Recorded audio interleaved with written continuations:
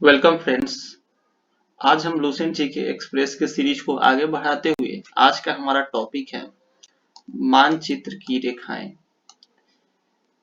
तो चलिए शुरू करते हैं। मेरी पहली मानचित्र की रेखा है समलवन रेखा। मानचित्र पर जो समलवन रेखा खींची जाती है वो क्या होती है? देखिए, ये नाम से ही इसका परिभाषा झलकता है। कहता है कि समलवन यानी कि जहां लवणता की मात्रा समान पाई जाती है। इसको इंग्लिश में आइसोहेलाइन कहते हैं। तो क्या होती है समलवन रेखा? तो कहता है कि मानचित्र पर खींची गई वह रेखा जो महासागर के उन स्थानों को मिलाती है जहां पर समान लवणता पाई जाती है, वह समलवन रेखा कहलाती है। यानी कि समलवन रेखा मानचित्र पर खींची गई वैसी रेखा जहां महासागर के उन स्थान को मिलाए जहां पर लवणता की मात्रा समान पाई जाती है, तो उसे समलवन रेखा कहते हैं। ठीक है।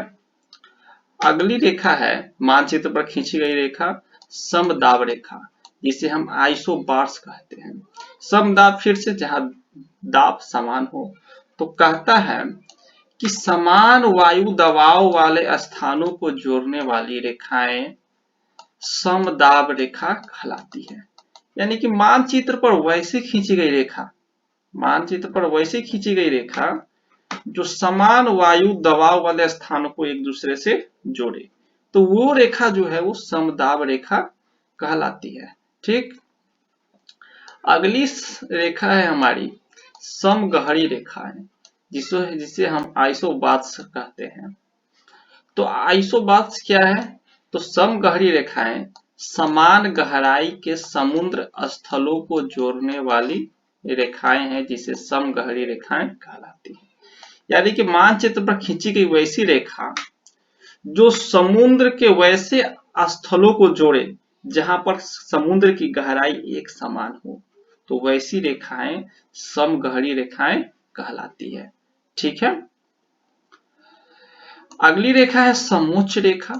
समजोड़ उच्च यानी कि समान ऊंचाई, जिसे हम लोग आइसोहेड्स लाइन कहते हैं।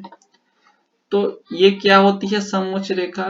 तो समान ऊंचाई वाले बिंदुओं को मिलाने वाली रेखाएं समोच्च रेखाएं कहलाती है। यानी कि मानचित्र पर खींची गई वे रेखाएं जो समान ऊंचाई वाले बिंदुओं को मिलाए, उसे हम समोच्च रेखा के नाम से जानते हैं। ठीक। पांचवा है समवर्षा दर्शक रेखा, आइसोहेड्स। आइसोहेड्स तो ये क्या है? तो समान वर्षा स्थानों को जोड़ने वाली रेखाएं समवर्षा दर्शक रेखा कहलाती है। यानी कि वैसी रेखाएं, मानचित्र पर खींची गई वैसी रेखाएं जो समान वर्षा वाले स्थानों को जोड़े जहां पर एक समान वर्षा पड़ती हो, तो वैसी रेखाएं समवर्षा दर्शक रेखाएं के नाम से जानी जाती है। छठी रेखा है सममान रेखा, आइसोप्लैंथ्स। तो सममान रेखा क्या है? तो वह रेखा जो मानचित्र के उन रेखाओं को मिलाती है जहां किसी निश्चित तत्व का मान एक समान होता है, यानी कि बराबर होता है।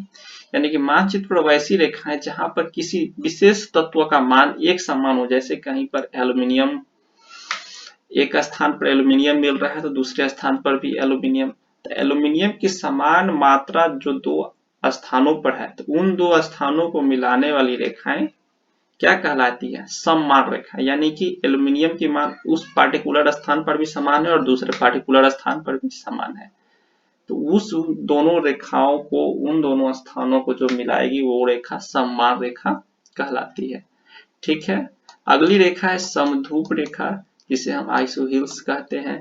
तो ये क्या है? तो वैसी रेखाएं जो धूप के समान अवधि वाले स्थानों को मिलाते हुए खींची जाती है, वो समधूप रेखाएं कहलाती है। ठीक है। लास्ट है समताप रेखा, जिसे हम आइसोथर्म्स के नाम से जानते हैं। तो ये है मानचित्र पर समान तापमान वाले स्थानों को मिलाते हुए खींची गई रेखाएं समताप रेखा कहलाती है। यानी कि वैसी रेखाएं मानचित्र पर खींची गई जो समान तापमान वाले स्थानों को मिलाए हुए समताप रेखा कहलाती है। तो ये थे आज के मानचित्र की रेखाएं, जो मानचित्र पर जो रेखा खींची जाती है उसके विषय में सामान्य जानकारी। उम्मीद करते हैं वीडियो पसंद आया होगा। अतः आप सभी से गुजारिश है कि चैनल को सब्सक्राइब कीजिए, वीडियो को लाइक कीजिए और ज्यादा से ज्यादा शेयर कीजिए। बहुत बहुत धन्यवाद।